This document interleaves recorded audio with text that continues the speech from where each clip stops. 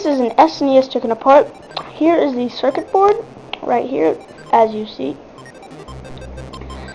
And it has every single spot where the buttons are. This is the select and start button rubber thing. It's the rubber case thing.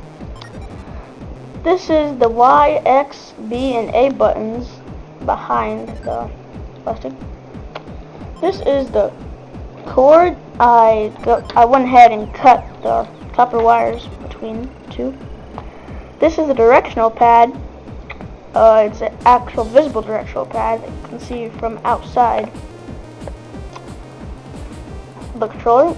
And this is a directional pad plastic piece.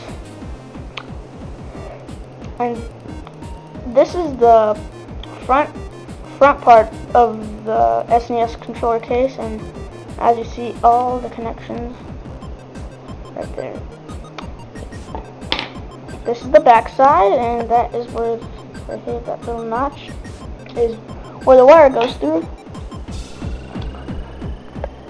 This is the L and R buttons, and these are the L and R buttons plastic piece with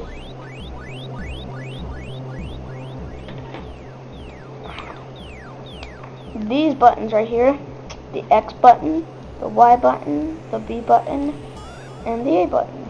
Well, it's kind of doesn't matter. It doesn't really matter because, you know. And as you see, that is all it is made out of. And in a few minutes, I will assemble this without the cord.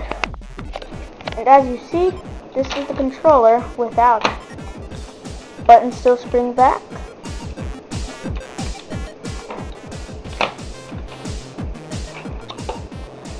And as you see, there is no cord whatsoever. But the only tool I use is this screwdriver and scissors, which I cut it with. And that is how you make a broken Nintendo Entertainment System controller into a souvenir, I guess. I don't know. Anything you want.